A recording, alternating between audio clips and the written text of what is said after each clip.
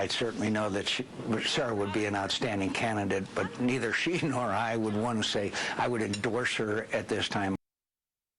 Yes, 2012 begins already. Senator John McCain not quite endorsing Sarah Palin, at least not yet.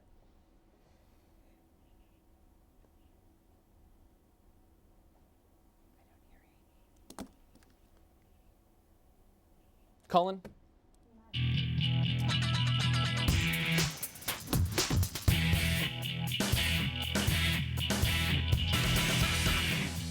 Hello and welcome to ABC News Top Line. I'm Rick Klein. Amy Walter will be with us in a moment as we work out some technical issues. But every day at noon Eastern, we're right here bringing you the latest in politics, everything you need to know before you head out the door to lunch. Twitter.com/Rick Klein, Twitter.com/Amy E. Walter. And I will start things off a week before Election Day. We have a brand new poll out, and our headline on it is disaffected. Take a look at these numbers. We're asked people in this ABC News Yahoo News poll whether they're optimistic about the American system of government working, and we're at a 36-year low. Only 33% say they're optimistic about where things are headed right now in American society. In 74, after Watergate, 55% said they were optimistic. Another sign of the angst that is fueling the American electorate this year.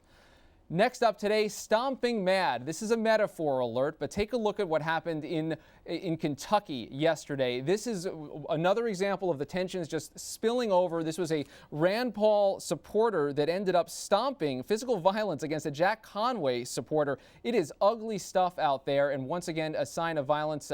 We're told that the Conway supporter actually was uninjured, a woman uninjured in that little melee. This happened right before another one of these testy debates going on in the state of Kentucky. Next up today, this is another fun one, no fair. It is a real-life cheating allegation that happened at the gubernatorial debate in Florida yesterday. Alex Sink, take a look what's going on. That's the candidate there on the left. She got some notes during this break, and her Republican opponent, Rick Scott, noticed it and is now talking about it right there. He saw this all go down. He brought it up in the debate. Alex Sink ended up firing the aide that brought the note over. Another little ugly allegation as part of this. And finally today, just one word, it is crazy. Take a look at this ad. Joe Manchin, who is the Democratic governor of West Virginia, has just that word to describe his Republican opponent, John Racy. Take a look. We don't need the Department of Education. We need 1,000 laser systems put in the sky, and we need it right now. John Racy's ideas are crazy. Why am I running? Do I need this? And a remarkable, and we have Amy Walter with us, but Amy, we've talked about this as a potential messaging for Democratic candidates. This is the first Democrat to go quite that far.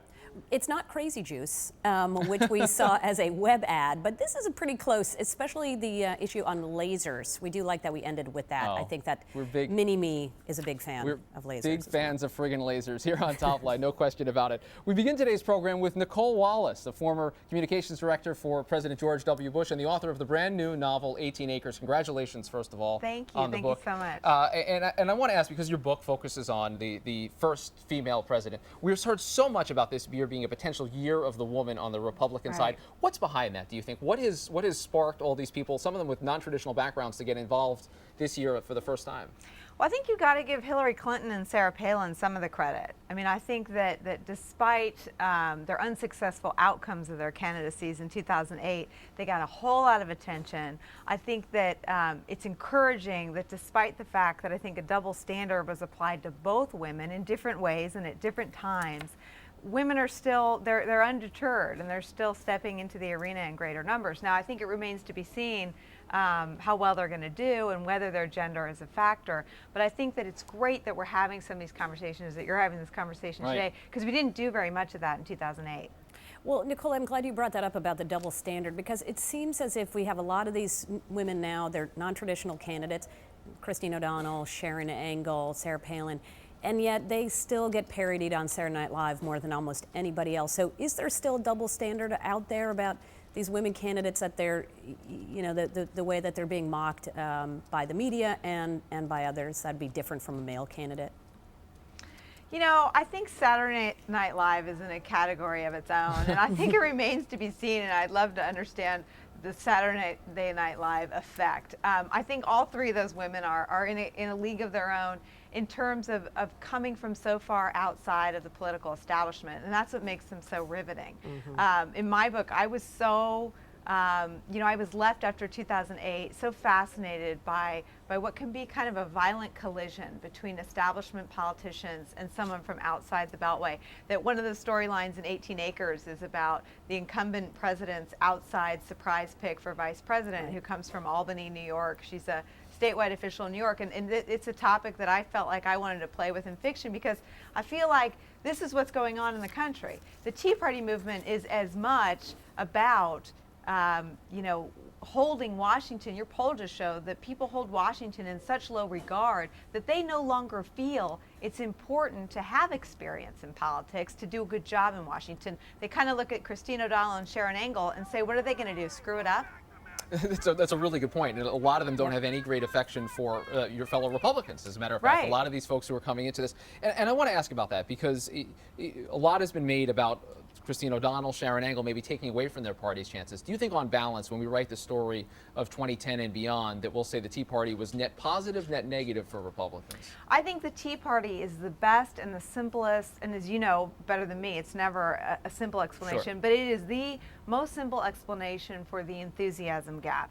The great edge that our party has on enthusiasm, we need to thank the Tea Party and give them credit where that credit is deserved. I think the big question is, what does it look like in 2012?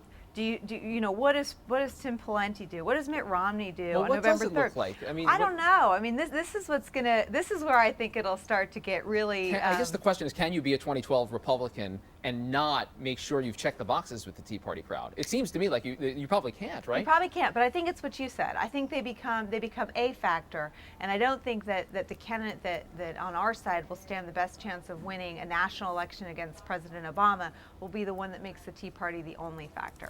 I want to talk about your book for a second. I wish that we were not a week away from the election so that I could actually pour through this, but I have a lot of friends who have and say it's a fantastic page turner. And so I solicited from friends questions they wanted to ask you, and one of those was, which was the harder for you to write about, was whether the female president or the first spouse? Well, I've never been in either role, so it was all a challenge. But it was so fun to, I sat down and started writing this book really in the days after the 2008 campaign ended, and the female president came to me. There were things about Hillary Clinton, not just in 2008, but going all the way back to her time as First Lady, that had really just always impacted me and made such an impression on me. Her reputation in political circles and among political staffers is that she keeps some of the best parts of her personality and her warmth, deeply hidden from the public. And as we all know, it didn't serve her well politically. But people that have worked for her or who know her talked about how if something happens to them, good or bad, she's the first one on the phone. So I had a lot of fun drawing on different pieces and different politicians, as well as my own imagination when I sat down to write the first female president. The first dude was more a figment of my imagination, and I'm sure it shows based on some of the feedback I've had from some of my male friends. But he was fun to write too, and I think it's not, sadly, it's not hard to imagine how politicians at the highest levels end up leading very separate lives. Is the first female president someone that is a known quantity right now, someone who's active in politics, either a member of Congress or a governor? Do you think that is this someone we're talking about now, or is this 20 years, 30 years away? I mean, I think she's at her desk watching Top Line right now. I think she's out there. I don't think she knows she's the first female president, but I think these things, look, who would have thought, I think our cycles are so accelerated that it's not a matter of generations that have to pass. It's a matter of having conversations like this about, I don't think you can eliminate the double standard. I just think you have to acknowledge that there is one. And I think Meg Whitman is running, a really tough campaign out in California. My fictional president happens to be a former tech exec who rose to the governorship of California. So, I think that's one route to the presidency. And I think it's just a great sign that there are so many women running for Congress, running for Senate, running for governor. And, I absolutely think she's out there. Well, and that's the question then. In your lifetime, do you think this is possible? Absolutely. In all of our lifetimes, I think we'll see a couple. And I think, you know, the greater fantasy of 18 acres is probably that she's a moderate. You know, I think we're probably much further away from electing a moderate to national office. And, you know, she ends up running on a unity ticket. You know, that was an idea that certainly captured the imagination of a lot of us on the McCain campaign. And I think we're probably further away. I think because of our the hardening of our politics over the last few years, I think those things are probably, you know, more farcical, more fictional than a woman president. All right, Nicolle Wallace, the new book is 18 Acres, an entertaining read. Thanks so much for being here. Thank you so much. A special message, Madam President, if you are watching, you can Twitter us anytime. We're happy to hear from you, and we're happy to have you on. You can launch right on this program since we launched you right here.